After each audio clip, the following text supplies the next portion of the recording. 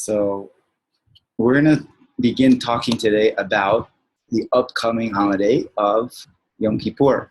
So what is Yom Kippur about? So people have generally a tremendous amount of misconceptions and a tremendous amount of perhaps anxiety and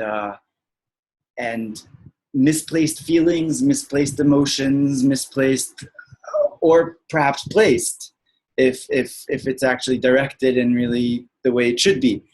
But to understand Yom Kippur is not a simple thing, and especially not to do it in like an hour, especially, being that there's so much spoken about in the Talmud and the Zohar and Jewish texts, right? But let's start.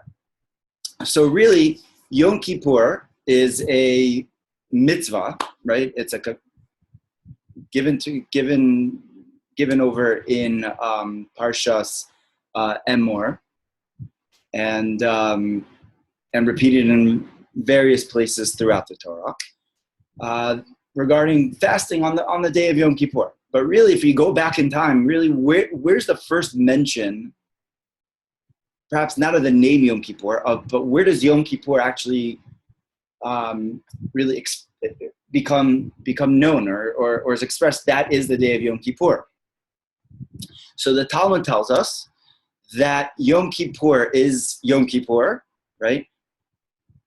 Because Moshe Rabbeinu, Moses, received the second tablets on that day. And therefore, the Gemara says that it is actually the happiest day on the entire Jewish calendar. So we've got another happy day, which we spoke about a couple of months ago, which is called Tu B'Av, which is actually even very, very perplexing to understand that.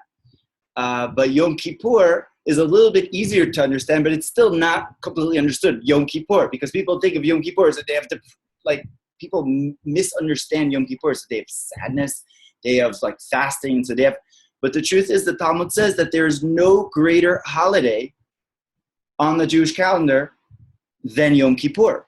So it must be that Yom Kippur has within it a tremendous amount of depth that we need to understand, that we need to uncover about Yom Kippur.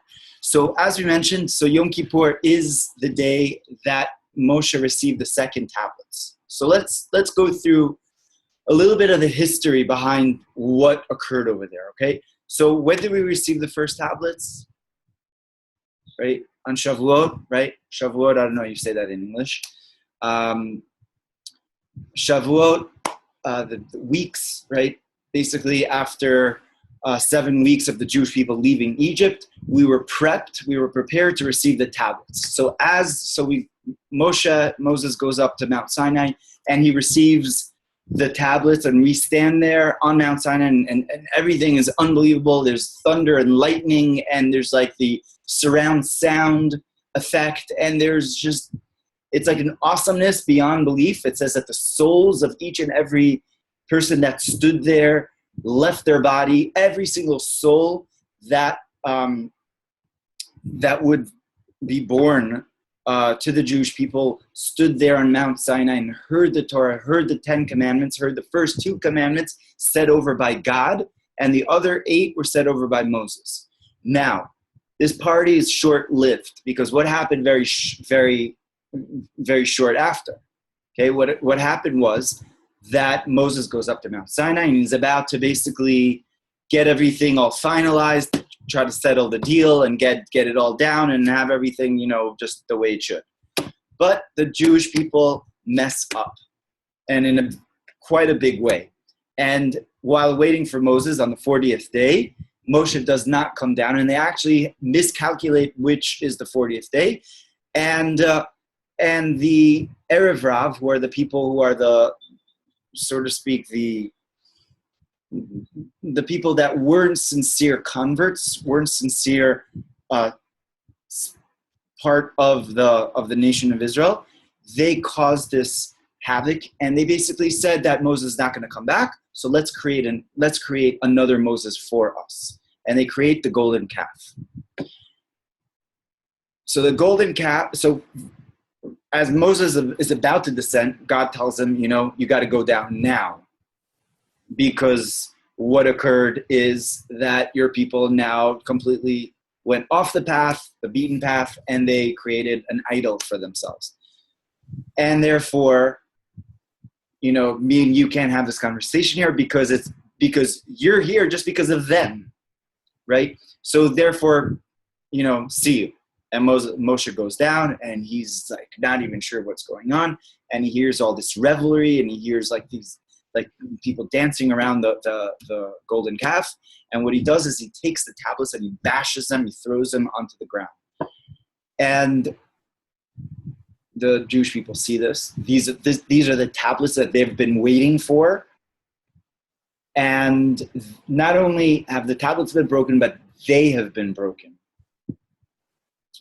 And there's many answers why Moshe did it, why he broke the tablets, why he needed to break the tablets. One answer, won't go through all of them because we want to just really focus on more aspect of Yom Kippur. One answer is that Moshe wanted to kind of like absolve the Jewish people of their responsibility. And what would occur if they were caught basically with idolatry, being idol worshippers, after receiving the tablets, they would be in trouble, right? And they would basically be liable to whatever is written in the contract, which is the tablets. So what he did is, before giving them the tablets, which would make them liable, he broke the tablets. So by doing that, he actually saved them, and it showed actually Moshe's great love for the Jewish people that actually superseded even his love for the Torah.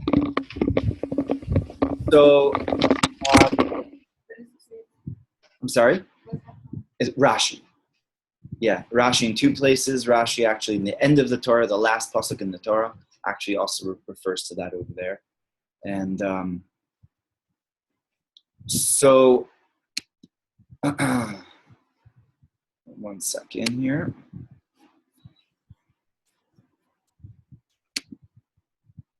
Okay.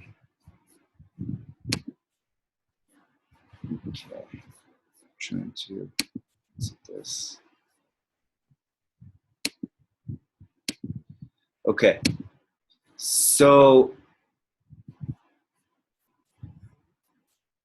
once again, this part is short-lived, and now the Jewish people are left with no tablets, with no Torah. So what do? So now they're broken, and they see that this is actually serious business over here. That Moshe is upset at them. And if Moshe is upset at them, God is upset at them. And they started the process of doing tshuva. So Moshe says, wait over here.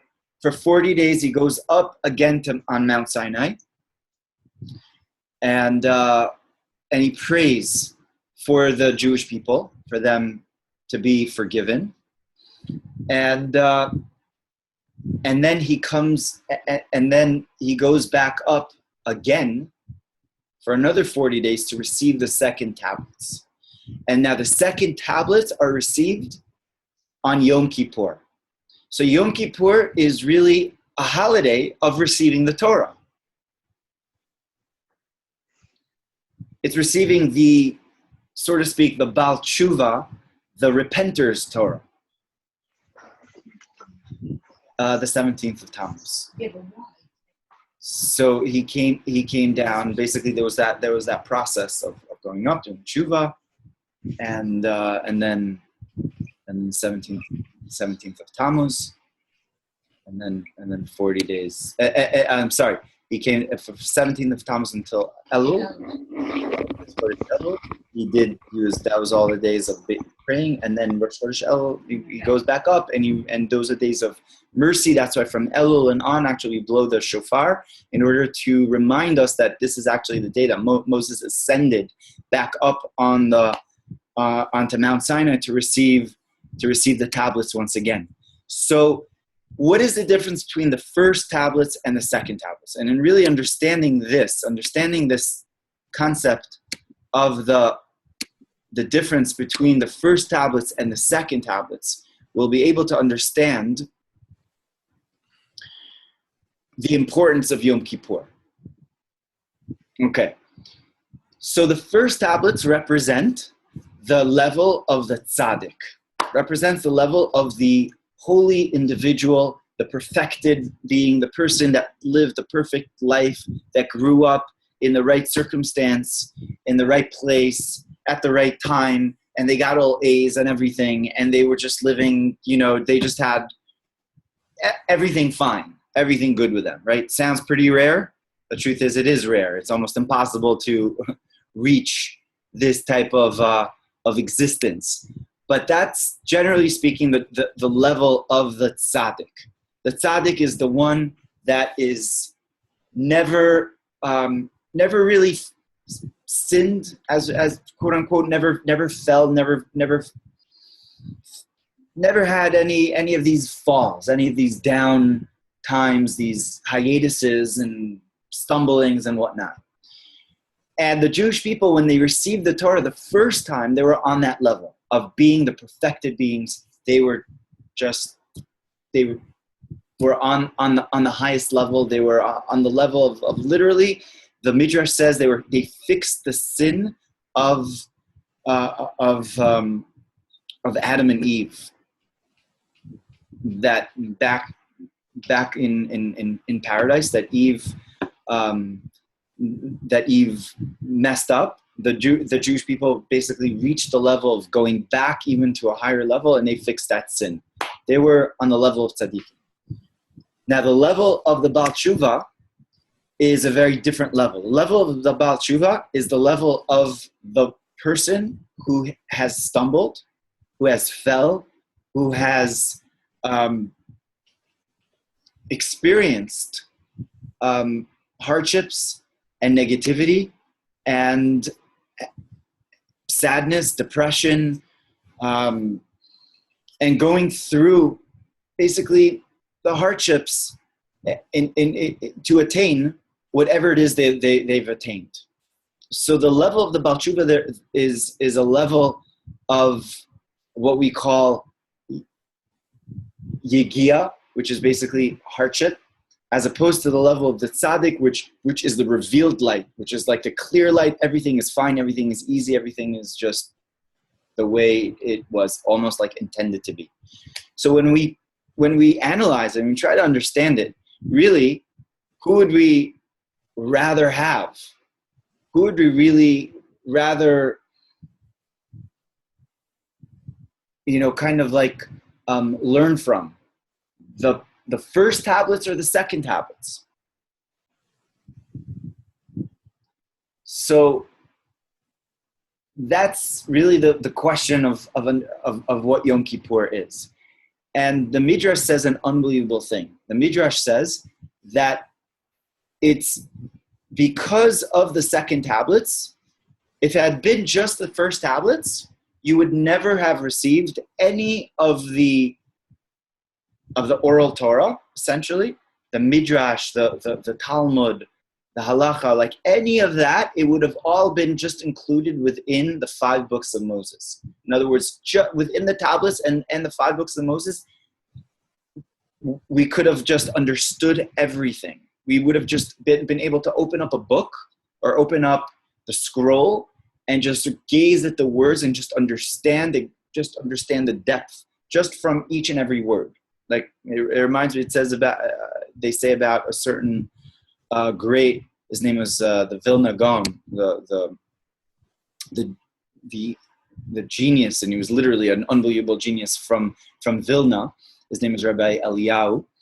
And he was able to just look at a verse in the Torah and know everything that is written about it throughout all of the Talmud and the Midrash and thousands of sources. It's like almost like Googling. Like we Google, like let's say if we Google something, we just get like 1 million, searches.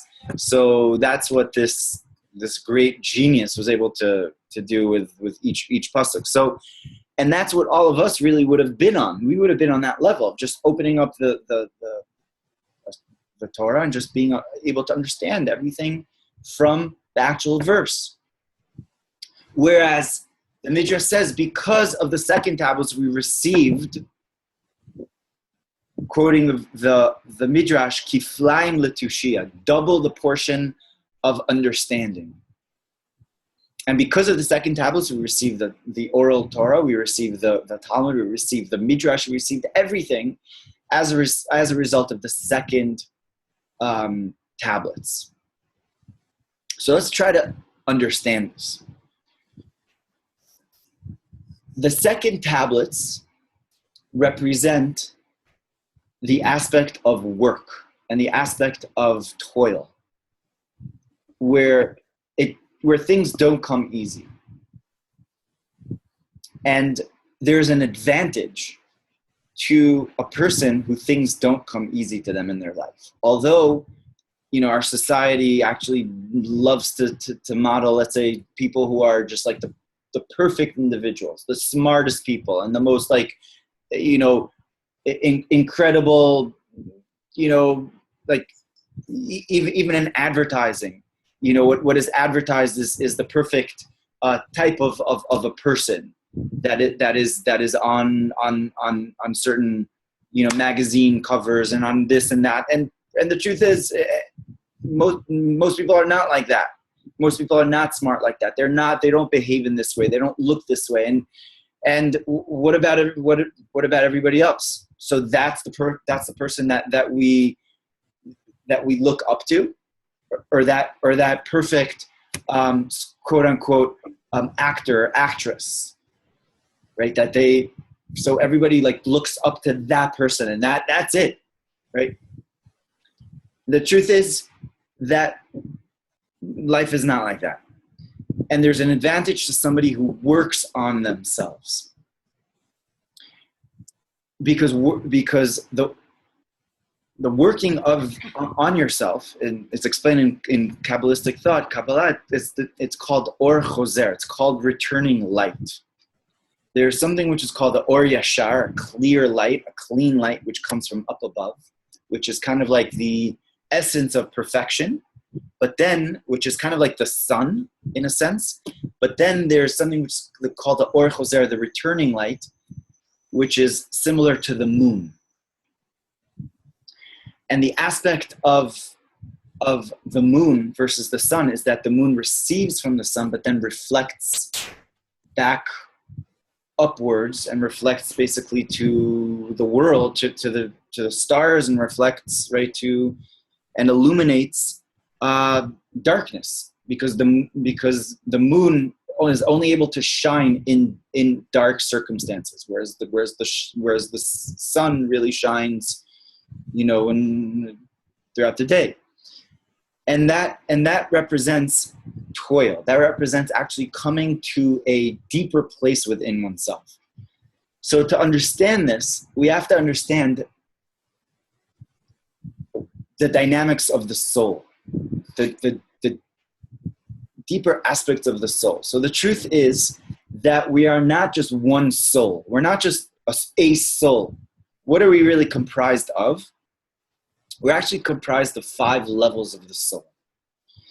And the levels of the soul which are known to us are the levels which we call nefesh, which is spirit, ruach, nefesh is the lower aspect of soul, ruach is spirit, neshama is, again, loosely defined as soul, but neshama comes from the word nishima, which means breathing, and it's the higher level of soul.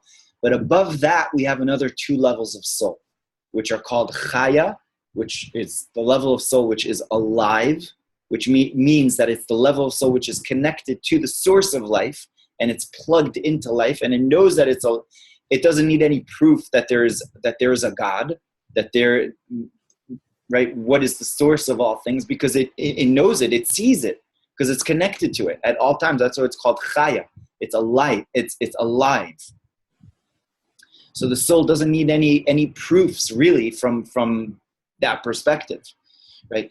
And then from the highest perspective is the level of yechida. Yechida in Hebrew means yachid, comes from the word one. It's singular. It's connected, and it's plugged into the source. So it doesn't even see that it's connected. It is God. In other words, it's the highest level of godliness. So the level of a tzaddik, or the perfected individual, is generally speaking one who has access to nefesh, ruach, and neshama, to the three lower realms of the soul. Because most people don't have access or do not live in conjunction with their soul or being soul-like. They're mostly nefesh. Nefesh is basically the soul, the level of soul which is within the body, which is associated to blood. It says that the nefesh is within the blood. So that's most people who are animalistic and basically eating, drinking, etc., and just basically just involved in their ego types of existence. And that's nefesh, and that's the majority of the world, and which makes us actually not quite different than animals, because animals also have this level of nefesh. Beyond that is a level of spirit, and spirit is also, it's not synonymous, it's not exclusive to humans, okay? Because there's also a ruach. There's also a level of ruach, of spirit within other animals, or higher levels of animals that actually feel, that actually have a sense of like a heightened levels of spirituality. Not all animals, no, but it's mostly human. But it's basically it's a higher level of nefesh. When they play dolphin, that's true. They say that fish are actually have a certain a higher level of, because they're constantly within their source, the fish, and they're constantly in a level. They're consistently swimming in their reality, right? So they have a higher level of existence. But ruach is spirit, and spirit actually is more connected to emotions, whereas nefesh is connected more to action. So ruach is more emotional based, and it's spirituality which is more on the emotional side. And which is, most people mistake spirituality for emotion, and they actually think that, okay, I'm spiritual because I feel this emotion, right? Or I hear an unbelievable song and I'm spiritually uplifted. And the truth is, it's possible to be spiritually uplifted to certain higher level songs which are sung on with a certain consciousness. But most songs which elicit emotion, which most people listen to pop music and they're just like, it's emotional music, so, and they think that now they're uplifted. They're not really feeling spirituality, they're feeling emotion.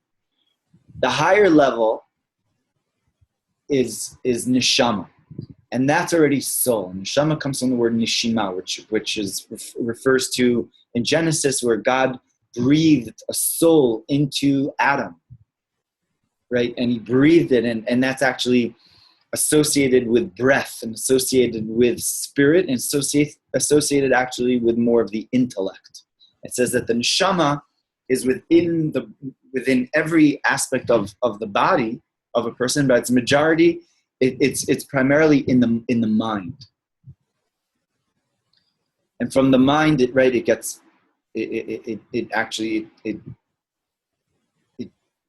pumps, or the heart, you could say, pumps life into the mind, and then the mind really brings down that spirituality of spirit within the heart, and then the heart actually pumps blood throughout the body, and that's where the nefesh actually resides.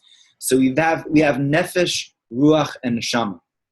So the level of a tzaddik is the level of this nefesh, ruach, and neshama, that he or she is able to actually live their life consistent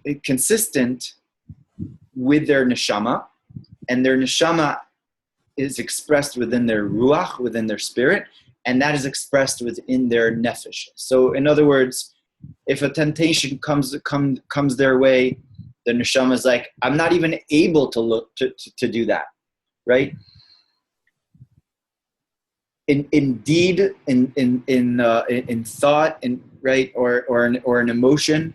So the tzaddik is not able to falter because they're in line constantly with their soul.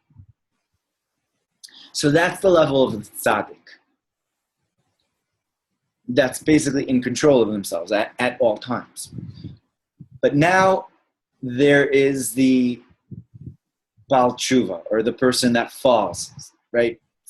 And that's all of us, right? That basically have times that their mind is not the way their emotion and their action are not the way it should be. And it's called a stumble. And actually the word for sin in Hebrew, I mean, sin is a very scary type of a word, but the word for sin in Hebrew is chet. And chet actually means to miss the mark, right? Chet is actually found by Bathsheba, that Bathsheba came to King David, and she said to King David, if you don't harness what's going on over here with King Solomon, right? Not going to the whole story right now. So it says, you promised King Solomon he's going to be the king. So me and my son are going to be chata'im. We're going to actually miss the promise that you have promised us, or really King Solomon, that he's going to be king. So chet actually comes from the word to miss. And that's what happens when a person misses what they're meant to do at a particular time. So something that a tzaddik never does, because they're always just basically hitting the mark. They're always boom, bullseye, I'm supposed to be here at this time, doing that. I'm supposed to do this, I'm doing that. I'm supposed to understand this, I'm doing that. So they're constantly hitting. They're not missing. But the one that misses is called the choteh, the sinner. He misses the mark at certain times. So now, what occurs now? What happens over there? So over there's a need for the one who has missed the mark to actually dig deeper within him or within herself, and they actually have to come to a place of realization that although I've missed the mark, right? Nevertheless, I need to actually come to a place of beyond nefesh, ruach, and neshama, and I need to actually rise above that. And there's the rising at this point of the Baal Tshuva, or the one that returns. He or she has to work harder and dig deeper to find the spark of godliness within themselves. And they reach the level of chaya, which is called the level of soul, which is alive, which is connected to spirituality, connected to the source of life, and connected to the level of yechida, of oneness. So through their process of tshuva, they actually, what they do, and actually the word for repentance or tshuva in Hebrew is tashuv hey, that the hey actually returns back. And it takes the hay, which has now fallen, right? That has now fallen because the person has missed the mark, and now he takes the hay and actually he or she now brings it back to a higher level than where it was before, and comes to the place of chaya and yechida, comes to the place of basically the essence of who they are in their soul, which actually takes them to a place which is higher than the level of a tzaddik. A regular person could reach that level, right? A regular person could reach that level, and that's exactly what teshuva is, what repentance is. No, so actually, but that's exactly the process of Yom Kippur. So now all this really brings us to understanding Yom Kippur. So Yom Kippur is expressed in the Machzor, in basically the prayer book, as the day of 5 prayers. And it's very unique that Yom Kippur is referred to as the day of 5 prayers. So it's expressed as that is the essence of the day. It's the day of 5 prayers. Now, why is it called the day of 5 prayers, not the day of 4 prayers? Or who cares really about how many? I mean, we do care, but why is it called the day of 5 prayers? So the answer is that on Yom Kippur, and each and every prayer, and each and every kind of like stage that we go through on Yom Kippur, we uncover another level of soul until we reach the highest level of prayer, which is called the prayer of Ne'ilah. Ne'ilah is the level of, it says that is the time that the gates are closed. And at that time, right, we reach the highest point of the day, and we reach the highest point of our soul, the level of Yechidah. And it's interesting that Yom Kippur is the 10th day of the month of Tishrei. 10 is the letter Yud. And on Yom Kippur, we actually come back to the level of Yud. We come back to the level of like this point, which is really the level of Yechidah, the level of that point of the soul. That we are just a point. And and from that level of the point, which is basically God's name, it's the beginning of God's name, it's the Yud of God's name. So the Hey goes back all the way back up, and it's united back in its source, which is basically the letter Yud, which is the highest level of soul. And that is the day of Yom Kippur itself. That is the letter Yud. We access these 5 levels of soul. Now, on Yom Kippur, the high priest, what is called the Kohen Gadol, the high priest, had this whole ceremony of basically atoning for the Jewish people, and he went through 5 times of taking off his garments, putting on new garments, putting on white garments. And basically, in between each one of those times, he immersed himself 5 times in what is called the mikvah, the ritual, basically spring of water, where he was submerged completely in a place of water, of oneness, of unity in his source, which is what the mikvah is. And 5 times he took off his clothes of gold, which is called. He basically wore 8 levels of clothing, and he took them off and he put on white garments, right? And then again, and he took off his clothes and he immersed himself in the mikveh. He put on the clothes again. And the highest point of this service of Yom Kippur, of the high priest, is the time that the high priest would go into the Holy of Holies, which in the temple is the most sanctified place. So the high priest, who is the most sanctified person within the Jewish people and really within the world, he was the holiest individual. On the holiest day of the year, which is called Yom Kippur, went into the holiest place in the whole world, which is the Holy of Holies. And this Kabbalistically is called the level of Ashan, which is Olam, Shana, and Nefesh, which is place, year, and soul. And it refers to really kind of like putting together place, time, and individual and soul, which are really what we're comprised of completely. And when all 3 of these dynamics are unified or come together, then there's a complete unity. There's a complete oneness within all of existence. There's complete oneness within everything. I mean, everything is one. One is all. And the high priest, as he went into the Holy of Holies, took off his golden clothes and took off, so to speak, the 8 levels of clothing, which were beautiful, beautiful clothing which were made of turquoise, which are made of all types of precious gems.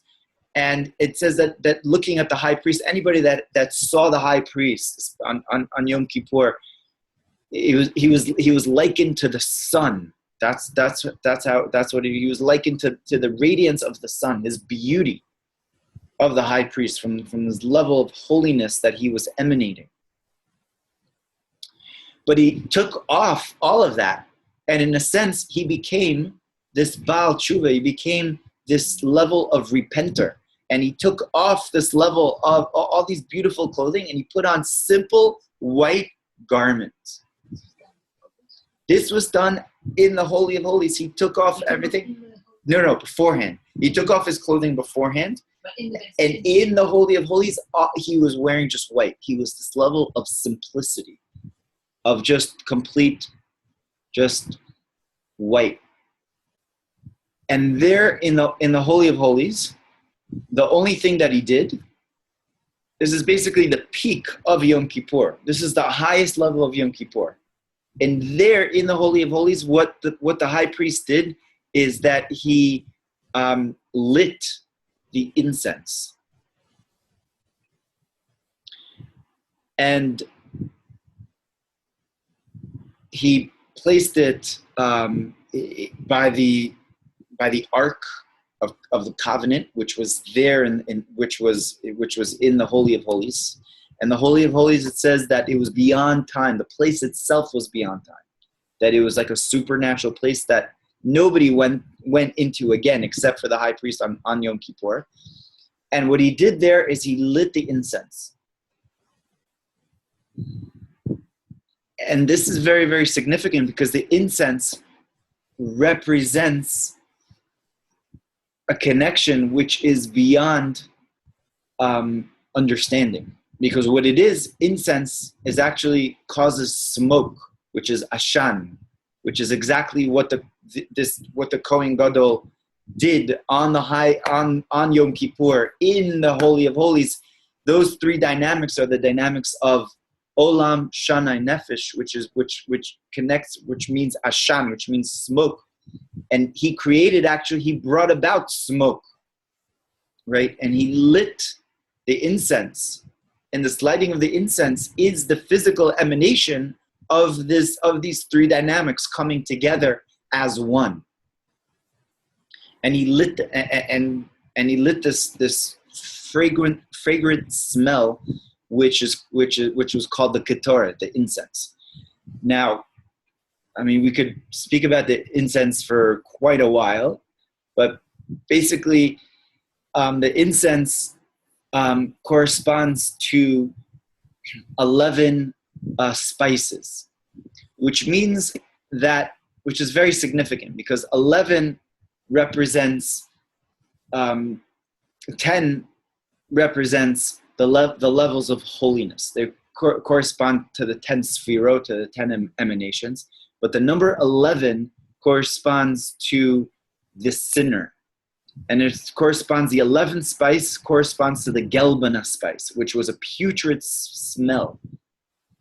And our sages teach us that we learn from here that we need to bring into our midst the quote unquote the sinner, the one who is imperfect, to try, right? And to try to and to give him a chance. The 11th spice corresponds to the gelbana spice, which was a putrid smelling spice, right? Anybody that smelled it was like, oh, that's disgusting. But it was put together with the other 10 beautiful smelling spices. And it represents the Baal Tshuva, represents the repenter, the one who comes back, the one who transforms. Yeah, so the number 11 corresponds to the transformation of the other side. The number 10 corresponds to the realm of holiness, but the number 11 corresponds to the other side, to the realm of the, which is what is called the Sitra Achra, the other side. And by lighting it inside of the Holy of Holies, the high priest actually brought together, actually transformed the complete, everything within existence was transformed to unite within the unity of God. And all of existence received its blessing. Every single human being, Jew, non-Jew, animal, vegetative, every single person, every single part of existence, the cosmos, received their sustenance from that holiness, from that work that was done by the high priest on Yom Kippur in the Holy of Holies.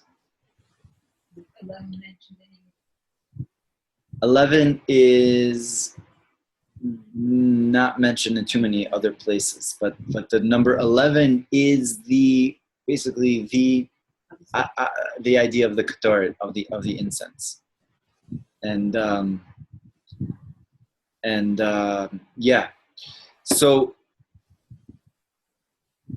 this corresponds to the ketoret. The level of incense corresponds to the level of tshuva, of repentance, of returning, which is beyond understanding, because that's what the ketoret is. That's what incense is.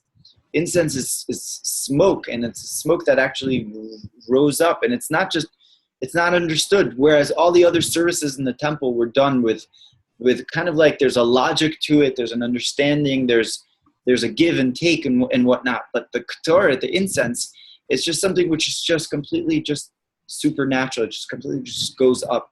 And it corresponds to the level of soul which is yechida, which is that level of soul which is completely unified. And that's why actually the word for ketoret in Hebrew means connected. Katar in Hebrew means to tie. Katar means to tie. In Aramaic. It means to tie and to tie and to bind up in the source. And that's what the ketoret is. It's this binding up of the soul back in its source. So so let's go back to Yom Kippur. So Yom Kippur, or back to receiving the second tablets. So the receiving of the second tablets is really, we received it on Yom Kippur. We received the second tablets on Yom Kippur means, and that is actually the most precious day, the greatest day, the day that we that we receive this incredible gift. But why is this such a great day? Why is it greater than the first tablets? And the answer is because the second tablets represented actually coming to a higher place than even the first tablets. The first tablets we would have been able to understand from just what is written and what is there. The second tablets, we actually were able to actually bring out novelties and what is called chidush, which means newness within the Torah.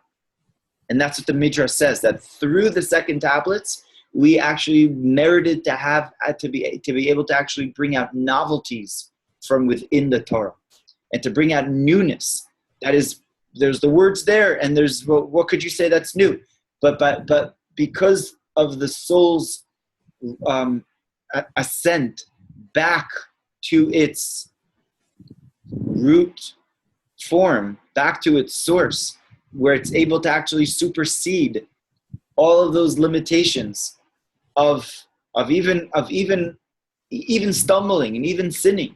But through going back to its source, the soul is actually able to go back to a place of oneness and of unity, and to a place of actually novelty, of bringing out actually a newness within all of existence and within one's personal existence and within the Torah itself. And that's why Yom Kippur is one of the happiest days of the entire calendar, because it represents coming to a place of newness, coming to a place of unity, and it represents actually that although we're not perfect, and although we may stumble, and although we did stumble, we're able to come back to a place and actually become greater as a result of the falling. Like it says, 7 times a tzaddik needs to fall down, but then he'll come back. He'll come back, and actually a person needs to fall down in order for them to come to a deeper realization of who they are, and to come to a deeper realization of what the Torah is. Like the Talmud says, that a person can't really understand the Torah fully unless he actually stumbles. And by the stumbling, then they're able to actually come to a deeper understanding, to a higher level of understanding. So Yom Kippur represents a place of accessing the 5 levels of soul, and represents a level of coming to a place of unity, of oneness that goes beyond sin, that goes beyond fault. And from that place of unity is really where all joy really stems from. Because real joy doesn't come because I receive things, because I have material things, or not even because I understand things, but because real joy comes from a place of realizing that we're always connected, that we're always unified, and that we could always come back to a place of unity, and that there's never lost hope, that there's never anything which is forgotten, and there's never what is called yearns. There's never lost hope. There's never, okay, that's it, it's finished, it's not, or I'm finished, or there's, I don't know what's going to be. And basically that's the source for depression. People that depression is really an easy answer to, I have just given up all hope. And I'm not talking about physical reason for depression, which is there is valid reasons for that, but there is a depression that a person is just basically has given up hope, and Yom Kippur is the day that actually tells us you can't give up hope. That we don't give up hope. That no matter what the year has been like up until now, and all of our shortcomings and where we've been, we could come back and we could kind of like set the reset button, but not just set the reset button to be like that perfected being, but actually reset button to go back to the source, like that Yom Kippur of the high priest, that he took everything back to the source with the ketoret, with the incense, that everything just went back to the place of unity, of oneness in the Holy of Holies, on the holiest day of the year. And that's what happens on every Yom Kippur. There's that reset button, that we say that this year is a year of possibilities. That this year is everything is going to happen. All good things are going to happen. And God takes me back. And God wants me back. And absolutely, it's a spiritual reboot. And it's not just a spiritual reboot, but it's actually a physical reboot, because at this point, from Yom Kippur and on, it's the day of sealing, that we're actually sealed for the entire year, and every aspect of the year, every single detail of the year is now sealed from what was decided on Rosh Hashanah, and through our rebooting, in a sense, and reconnecting back to that place, now we get sealed from that place to now bring it into every single day of the year, and every single moment is infused with this endless possibility because of our connection to the level of Yechida, to that level of oneness. I think you answered this already. So great. Something is there at point, so we did it. So that's great. We're only trying to get there. So let that answer that. So that is better. That would seem right. So that's why the second tablets are higher than the first tablets, because the second tablets, actually were given broken tablets in a sense, but then we also received new tablets, that from those new tablets we actually have to work, and through working to understand, through working to we actually toil, so then we actually reach a higher level than before. And there's a story about a student of a tzaddik called the Koznitzer Magid, which was one of the great tzaddikim, great holy sages in Poland in the mid 1800s. And this particular student of his decided to leave the fold in the teachings of his great master, and he embraced a very different type of a lifestyle. And he left everything that he was taught, his family and everything like that. He left his wife, and he left everything, and he just, went to, he ran away. And his Rebbe, his master, was always thinking about him, always thinking, I miss him. And he found out that he was in a certain village, and the Koznitzer Magid was nearby, and he said, I have to go and I have to visit my former pupil. So he goes over he finds out where his house is, and he comes together with two or three other students, and he knocks on the door of this former student, and he opens up the door. He's like, who is it? We open, and he opens up the door, and he's dumbfounded. That's his Rebbe, that's his former master, and he doesn't know what to do. He looks quite different now, and his house looks quite different. He's got he got remarried now, and everything like that, and it's just like he didn't know what to do.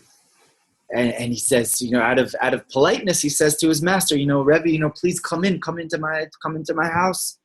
And he comes into his house, and he sits him down. He says, I don't know what to tell you, Rebbe. I don't know why you've come. I don't know what to say.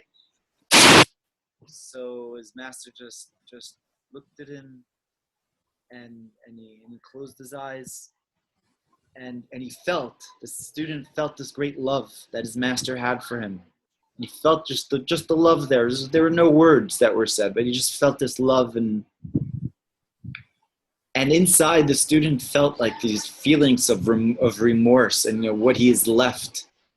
And really, he had such richness, of life, of depth, spirituality, and purpose, and intent, and everything like that. And he left it. And now he's living he's living a different type of an existence, really, and it's quite different that when you come from something and you leave it, as opposed to never having it and then coming to it. But he knew where he came from, and he felt this feeling of remorse, and he said, Rebbe, what am I supposed to do now? I've left everything. I've gone so far. What am I supposed to do? So he said, am I supposed to go back to where I came from? So he says, I can't go back to where I came from. I've already gone too far. So the Koznitzer Magid said, Agreed. You can't come through the front door, but you could come through the back door. And that is really what the second tablets are all about. And that's what Yom Kippur is all about for us. You know, in a sense, there's the simplicity of life, and there's you know what in a sense is has been, let's say, a perfect world, so to speak, that is not there right now. And there's that perfect existence of, you know, I don't know if you remember Leave It to Beaver. You probably all have there's, you know, or like those type of, you know, it's like that world like just doesn't exist really anymore. I mean, I think what's out there right now is like on TV for young people is like quite scary for most people. You know, most of our, you know, parents are, you know, they would have thought like that's on TV, and kids are watching that right now. It's like pretty scary. So the existence is the normal existence of the perfect world is not there. But what we do have is the back door. And that is the second tablets. The second tablets are the back door that we come back, but we come back with full force, with full vigor. And because we're actually in this imperfect world, and in this place of really a place of turmoil that we're really living in right now. And instead of saying this world isn't perfect and this world is just not, you know, what's going on in the news and what's happening all over the place and what are we supposed to do? Let's try to fix it the way the tzaddik looks at the world and try to bring it down in like just this perfection of the way it's supposed to be. We can't do that. It's just not going to work. It's just not going to happen. We have to go through the back door. And that's why that's what tshuva is. And that's what actually Mashiach, it says that Mashiach is actually, he is the whole aspect, he's going to bring the whole world to doing teshuva, to doing repentance. And doing repentance means to actually, again, doing repentance doesn't mean just for a particular wrongdoing, but it means coming to a deeper place within. And coming to the essence of who one is within. And that goes beyond tzaddik, and that goes beyond perfection, because that's the core of really who we are. And we're not putting on a facade, in a sense. The facade of the world being perfect is a facade. But the reality of that we, and each and every one of us, and in each and every person in the world, could come to a place of returning to who they are. And if we come to a place of returning to who we are, then that is the true goodness of the world. That is the world, the way it is really higher than the facade of the world in needing to be perfect or wanting to be perfect and not being perfect. So, and when we reach that, when we understand that, so then we reach the greatest joy, because that is the greatest joy of us being us, and of each and every person being each and every single person, and there's no facades. And when there's no facades around within people, then we could just connect to the person themselves for being a person, just as being a soul, just as we are. And when all souls are connected, then we come to a higher unity of soul, which is the collective soul, and that's the soul of Mashiach, soul of goodness, of complete goodness within the world. And may we see it this year, our personal Mashiach, our own personal redemption. Amen. And the collective soul and of all Amen. of the entire world. And may it be with goodness and with joy, and not through strife and hardships. Amen. And may it be the greatest year, the greatest year yet, for all of us. So God bless everybody. God bless all of you, and all of us, and everybody. God bless. And blessing from over here, from Tzfat, and from Rabbi Shimon Bar Yochai, who's right across from us over here. And maybe in the merit of learning the inner Torah, which is the inner dimension, we actually bring out the inner dimension within us. Amen. The inner dimension of Amen. And existence. So Gemar Chatima Tova, a great year. Gemar Chatima Tova.